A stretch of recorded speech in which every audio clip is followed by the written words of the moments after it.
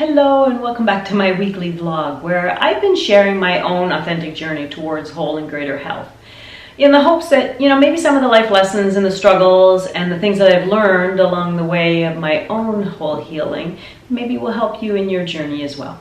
Hi, my name is Andrea Coulter and I'm a doctor of medical healthcare and homeopathy and the founder of the Iome Healing System, which you can check out on my website or in the link below.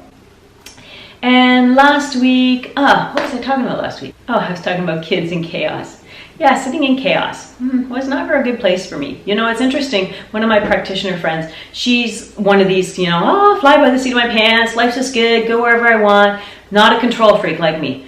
And so whenever I would call her in chaos, because I was in the middle of shifting an old belief and letting go of old trauma, working through my own sequential therapy, I would call her in those moments of letting go and releasing, because when you let go of an old belief, you're looking for something new to hang on to, because as human beings, we have to have something to hang on to.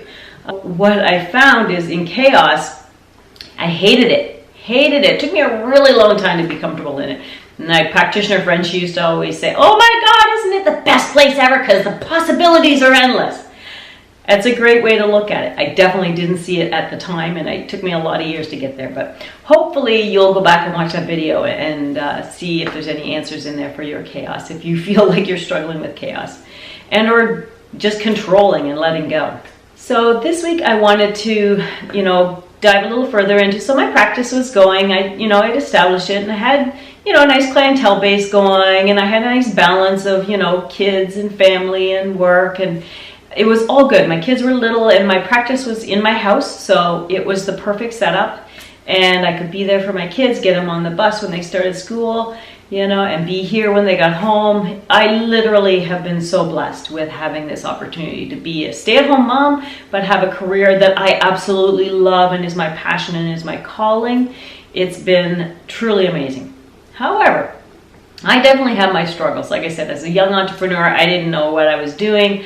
I still didn't have any, of course, back then, early 2000s, I didn't have an online presence. I was just doing my day-to-day, taking care of kids, my husband, my family, my property, the farm, and then as well as having clients when they came. What's interesting is that I actually had quite a number of early on clients who, couldn't pay me.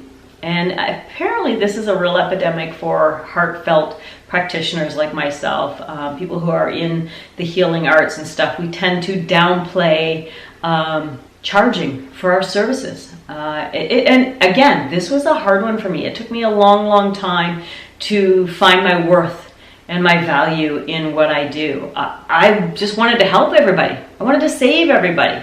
Now remember, that was the issue, is I had this incredible savior complex, which I wasn't aware of at the time. And so I'm going along and I'm bringing in all these clients, and clients are bailing on paying. "Oh, I'll send you a check in the mail. Is that okay? I didn't bring any with me." Sure, that's fine. Check would never come. Believe it or not, it happened a lot.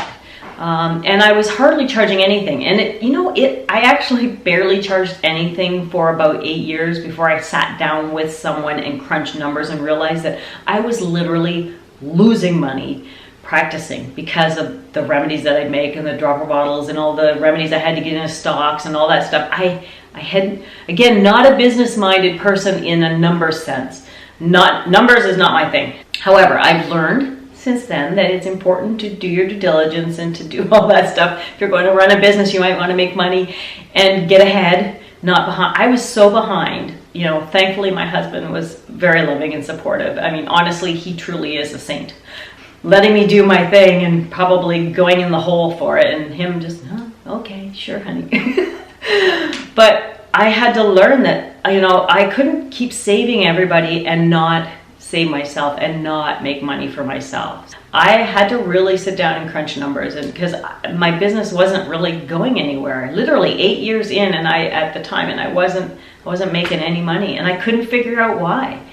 And it was because I had this real savior complex, this whole needing to save everybody else and not valuing myself was a key component to all of this. And so, you know, if you're in a heartfelt business, you know, you're into health and wellness or fitness or nutrition or whatever you're into, that, you know, you're just getting started out, make sure that you value your worth. So figure out what you need to be able to make a living doing this. I really probably initially should have got a business coach and sat down and crunched all the numbers initially and come up with my fees that were appropriate, so that I could actually get ahead and be ahead years down the road.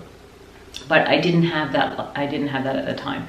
So, you know, being this savior complex started for me, you know, when I was a little kid. You know, I grew up in a household with I've said my mom, you know, definitely was a workaholic and came by that due to her own trauma and difficult upbringing, and married my dad, who, you know, for his own issues and reasons, he was an alcoholic and a very unhappy soul.